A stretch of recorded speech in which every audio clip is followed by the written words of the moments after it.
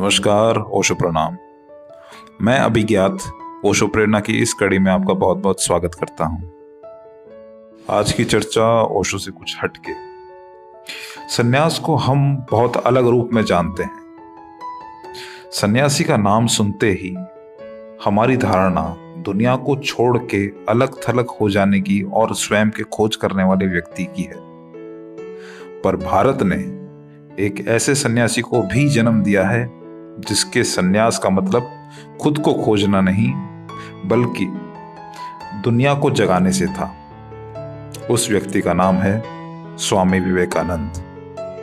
स्वामी विवेकानंद एक सन्यासी थे, पर उसके बावजूद भी उन्होंने देश के बारे में सोचा और उन्होंने देश के युवाओं को इस तरह से प्रेरणा दी कि युवा अपने अंदर की उपयोगिता को अपने कर्म के माध्यम से स्वयं अपने और देश के लिए उन्नति के रास्ते खोल सकने के लिए उपयोगी बना सकें। वो युवाओं के लिए सच्ची प्रेरणा रहे। इस कारण आज भी 12 जनवरी उनके जन्म दिवस को राष्ट्रीय युवा दिवस के रूप में मनाया जाता है। विवेकानंद की सोच भविष्योन्मुख थी, जिसके आधार पर उन्होंने भविष्य को देखते हुए कई शिक्षाएं दी और कई पुस्तकें भी लिखी, जैसे कर्मयोग, भक्ति योग, राजयोग आदि। उन्होंने युवाओं के लिए कुछ सूत्र भी दिए, जिनमें से मुख्य सूत्रों को हम आज के वीडियो में चर्चा करेंगे। विवेकानंद जी के दिए हुए सूत्रों में सबसे पहला सूत्र है, डर से मत डरो, निर्भय बनो। याद रखिए, दुनिया उन्हीं को ही याद रखती है जिनमें बल हो, जो निर्भय हो। डरने वाला इंसान जीवन में खुद के लिए भी कुछ नहीं कर सकता, तो फिर दूसरों के लिए या देश के लिए उससे उम्मीद करना बिल्कुल बेकार है। बचपन से ही खुद विवेकानंद जिज्ञासु और निडर प्रकृति के रहे थे।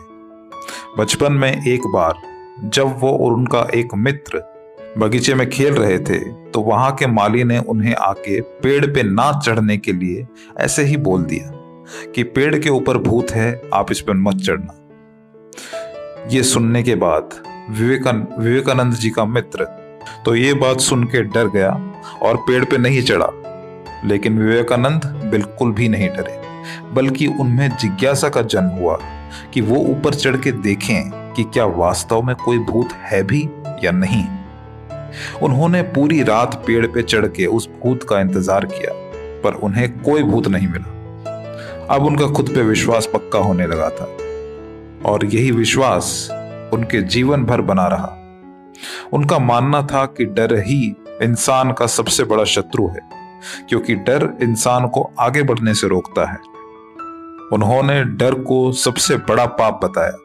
उन्होंने कहा कि खुद को कमजोर समझना सबसे बड़ा पाप है।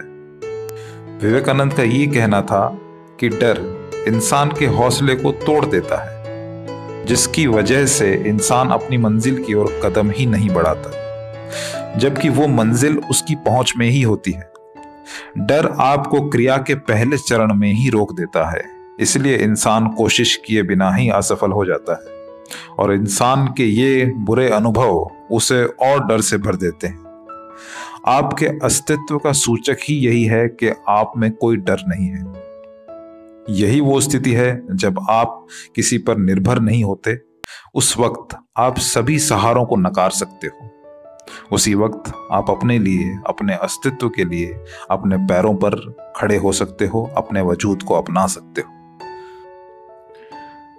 विवेकानंद का दूसरा सूत्र था वक्त के साथ चलना। विवेकानंद ने वक्त को ही इंसान के लिए सबसे अधिक उपयोगी बताया। उनके अनुसार समय एकमात्र है जो हमेशा ही जागृत रहता है, चाहे सारी दुनिया सो रही हो। जन्म लेना, बढ़ना, विकास करना और मर जाना, यही जीवन का क्रम है। तो सभी मनुष्यों और पेड़ पौधों के लिए यह जीवन का क्रम समान ही है, पर मनुष्य के पास जो कीमती चीज है वो है वक्त की सृजनशीलता। इंसान वक्त को उपयोगी बना सकता है, यही मानव के विकास का परिणाम भी है। और वक्त को यदि सर्वाधिक उपयोगी बनाया जाए तो यह आवश्यक है कि ना वक्त के आगे चला जाए ना वक्त के पीछे चला जाए। वक्त के साथ चलो, आज के साथ चलो। विवेकानंद कहते थे कि यदि आप किसी चीज को सोचने में अधिक समय लगाते हैं तो संभव है कि आप उसे कभी नहीं कर पाएंगे। विवेकानंद जी का तीसरा सूत्र था स्वयं पे विश्वास करना। जो इंसान खुद पे विश्वास नहीं करता, दुनिया उस पे विश्वास नहीं करती। बात बिल्कुल सच है।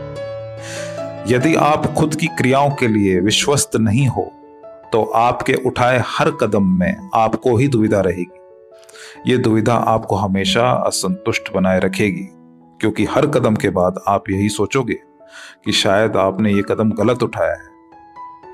खुद का विश्वास खुद के वजूद का आधार होता है। खुद पे विश्वास रखने वाला आदमी पहाड़ को भी हिला सकता है।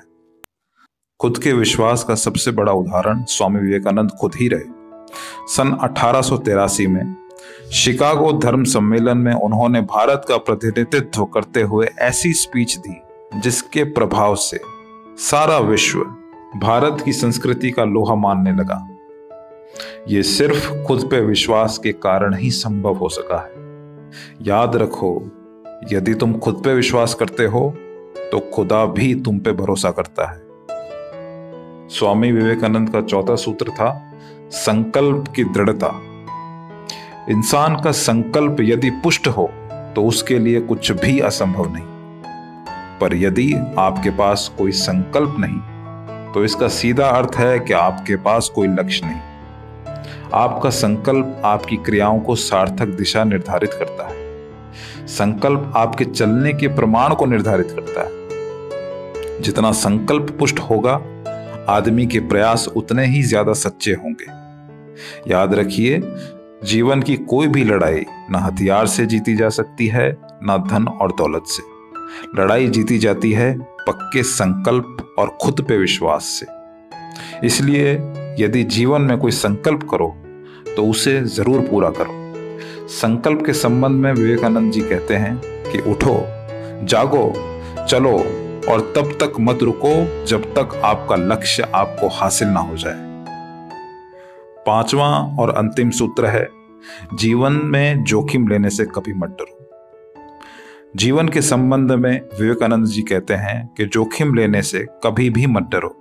यदि तुम जीते तो तुम प्रतिनिधित्व करोगे और यदि हारे तो भी तुम मार्गदर्शक बन सकोगे। जीवन के सारे कर्म जोखिमों के ही अधीन हैं। यदि कुछ हासिल करना है तो उसका एकमात्र रास्ता जोखिम लेना ही है। बिना जोखिम उठाए जीवन के लाभों को, जीवन में प्रयासों को, जीवन की खुशियों को कभी हासिल नहीं किया जा सकता। इसलिए जोखिम को ही अपना हथियार बना लो।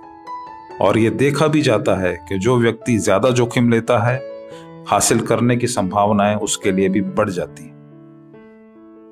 विवेकानंद का जीवन बहुत ही प्रेरणादायक और आचरण में उतारने लायक है। जो सूत्र और जो कड़ियां विवेकानंद जी ने दी हैं, वो युवाओं के लिए बहुत ही महत्वपूर्ण है। यदि उन कड़ियों, उन सूत्रों को युवा अपने अंदर उतार लेते हैं तो उनका किसी लक्ष्य को हासिल करना या सफलता पाना बिल्कुल निश्चित है।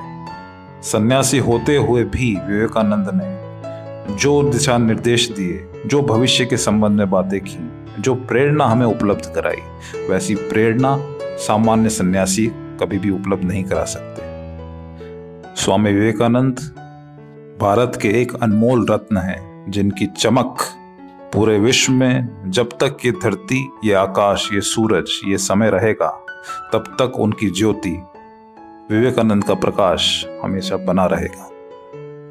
ये कुछ सूत्र थे जिनके द्वारा हम ये जान सकते थे कि विवेकानंद का प्रभाव युवाओं पे किस तरीके से पड़ सकता है और किस तरह युवा उनको आदर्श मान के अपने जीवन में सफलता हासिल कर सकते हैं। यदि ये सूत्र आपको उपयोगी लगे हैं तो आप इस वीडियो को लाइक कर सकते हैं, शेयर कर सकते हैं और चैनल को सब्सक्राइब कर सकते हैं। मुझे इतना आदर और प्रेम पूर्वक सुनने के लिए आपका बहुत बहुत धन्यवाद। ओशो प्रणाम।